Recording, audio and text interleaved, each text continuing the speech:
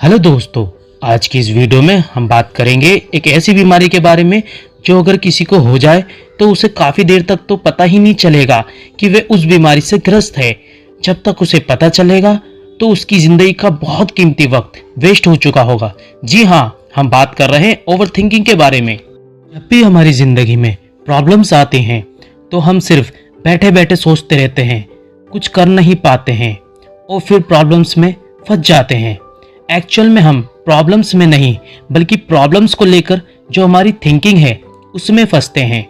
अगर हमने अपनी थिंकिंग को समझ लिया तो पूरा कंट्रोल हमारे हाथ में होगा। ये बात तो सच है कि प्रॉब्लम्स को परमानेंट सॉल्व नहीं किया जा सकता है, क्योंकि प्रॉब्लम्स तो हमारे मरने तक हमारा पीछा नहीं छोड़ेंगी। इसलिए हमें अपनी थिंकिंग चेंज करनी होगी। अगर हम प्रॉब्लम्स को देखने का नज़रिया बदल दें तो प्रॉब्लम्स बदल जाएंगी।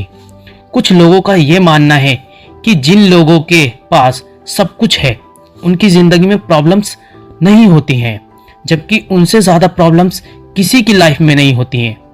ज़्यादा सोचने से कुछ नहीं होता है, सही सोचने से होता है।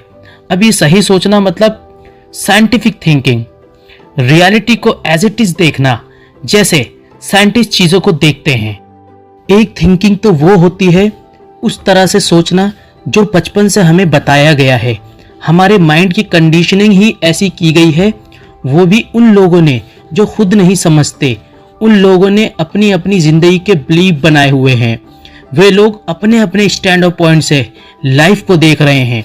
हिंदू अपने तरीके से ज़िंदगी को देख रहा है, मुस्लिम अपने तरीके से, क्रिश्चियन अपने तरीके से ज़िंदगी को देख रहा है।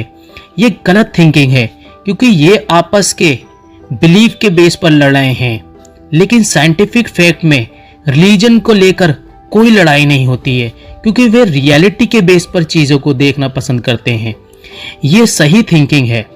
हम साइंटिफिक थिंकिंग को अपनी ज़िंदगी के किसी भी एस्पेक्ट में लगा सकते हैं, चाहे वो जॉब हो, बिजनेस हो, हेल्थ हो या कोई रिलेशनशिप हो। हम लोग बिलीफ पर जीते हैं, रियलिटी पर नहीं।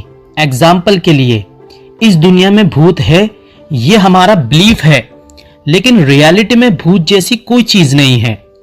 इसका सॉल्यूशन यह है कि पहले अपने अंदर जो भी आपने मान रखा है, जो भी आपका बिलीफ है, उसे छोड़ दो, दिमाग फ्री कर दो।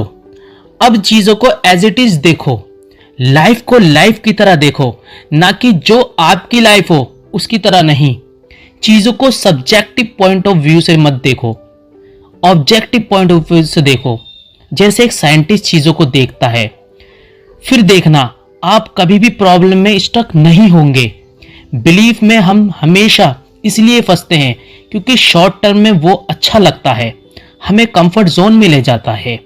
तो अब जब भी आपकी ज़िंदगी में कोई प्रॉब्लम्स या फेलियर्स आए तो पहले आप ऐसे मानो कि फेलियर या प्रॉब्लम्स तो सभी की ज़िंदगी में आती हैं, ये सिर्फ मेरी ही नहीं है।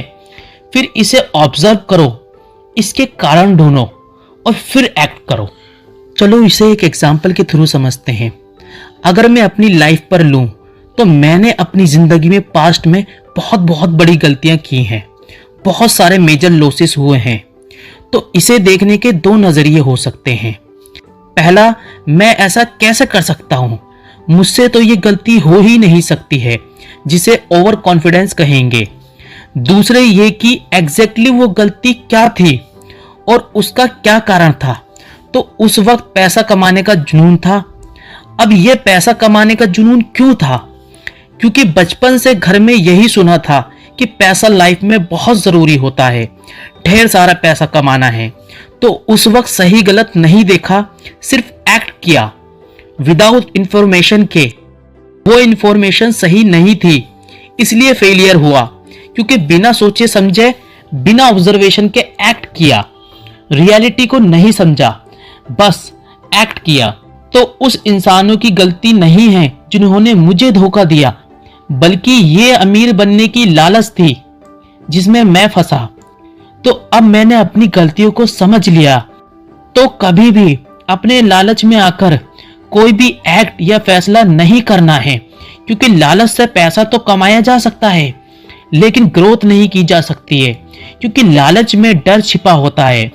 तो अगर हमने गलतियों के नेचर को समझ लिया तो हमसे कभी भी गलती नहीं होगी, और जब उसकी रियलिटी समझ में आ जाती है तो ओवर थिंकिंग भी खत्म हो जाती है। तो दोस्तों, कैसा लगा ये वीडियो? लाइक करके अपना प्यार मुझ तक पहुंचाइए, चैनल को सब्सक्राइब कर दीजिए और बेल आइकन को प्रेस करना ना भूलना। मैं इसी तरह की अच्छी जानकारी वाली वीडियो लाता रहूँगा सिर्फ आपके लिए। मिलते हैं मेरी अगली वीडियो में। Till then, good bye.